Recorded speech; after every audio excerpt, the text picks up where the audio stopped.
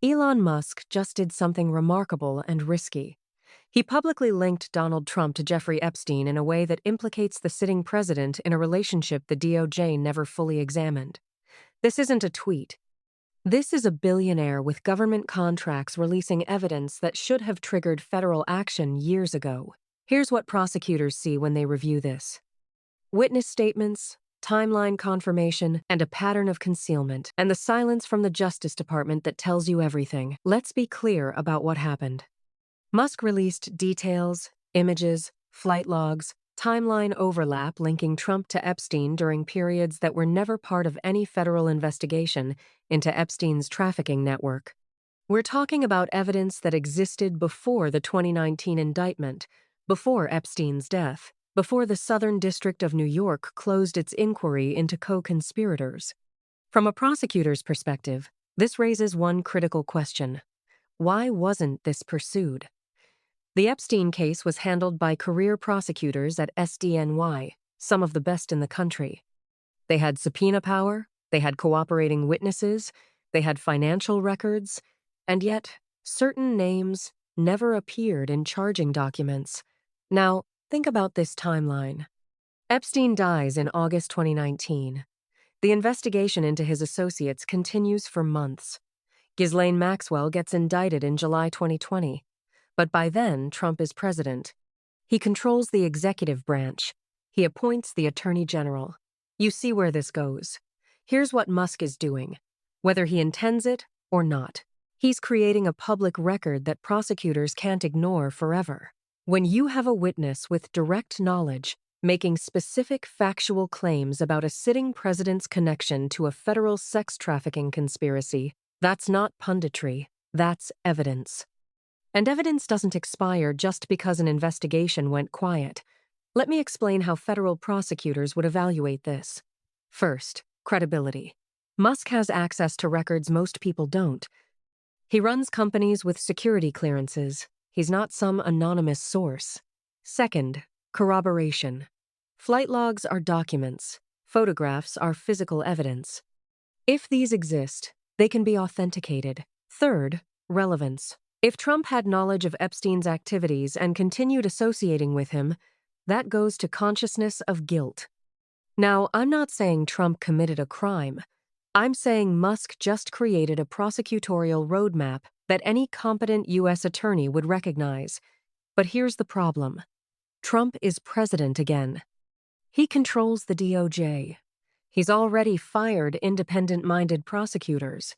He's installing loyalists in key positions. So, the question isn't whether this evidence matters. The question is whether anyone with prosecutorial authority will touch it. Here's what they're not telling you. The Epstein case was never just about Epstein. It was about a network, a system, powerful men who enabled, participated in, or covered up a decade-long trafficking operation. And the federal government made a choice repeatedly not to expose that entire system. In 2008, Epstein got a sweetheart deal from federal prosecutors in Florida. Non-prosecution agreement, sealed records, minimal jail time. That deal was orchestrated by Alexander Aosta, who later became Trump's labor secretary. Coincidence?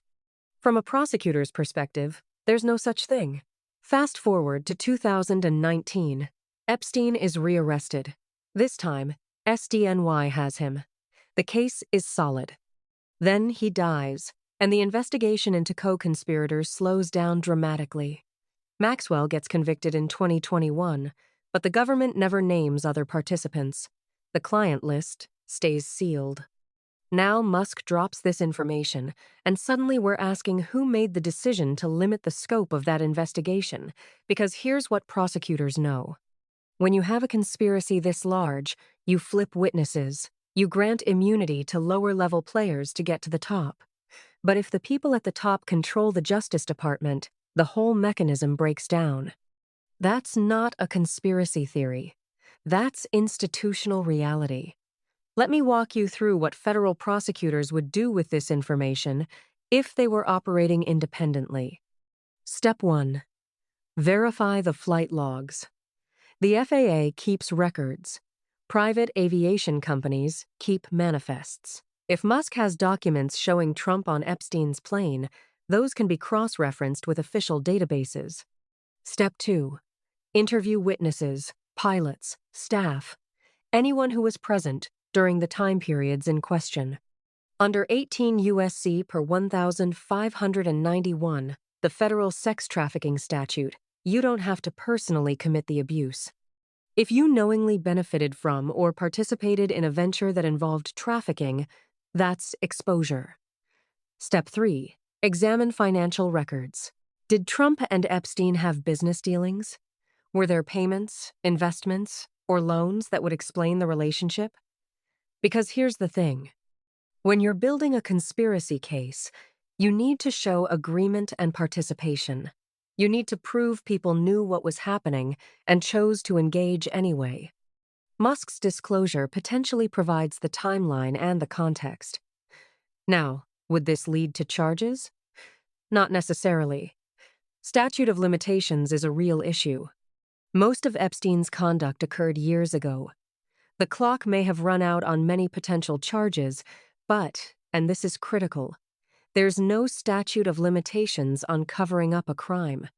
If anyone lied to federal investigators, obstructed justice, or conspired to conceal evidence, those are separate offenses, and those offenses can be charged today. Let's talk about historical precedent. In the 1990s, prosecutors went after organized crime figures who had been untouchable for decades. Why? Because they finally had witnesses willing to testify. In the 2000s, the Enron prosecution showed that powerful executives could be held accountable when the evidence was clear and the political will existed. In both cases, what mattered wasn't just the evidence. It was whether prosecutors had the independence to pursue it. Right now, we don't have that independence. This is bigger than one case. What Musk just did, intentionally or not, is expose the fundamental weakness of our system when the person under scrutiny controls the mechanism of accountability. Think about what this means for the rule of law. If a sitting president can be credibly connected to a federal sex trafficking conspiracy and the Justice Department takes no action, what does that say about equal justice? If evidence exists, but prosecutors are too afraid or too compromised to pursue it, what does that say about institutional integrity? From a prosecutor's perspective, this is the nightmare scenario. You have potential evidence of serious federal crimes. You have a witness making public statements. You have a legal framework that should trigger an investigation, but the person implicated controls the investigators. That's not a democracy.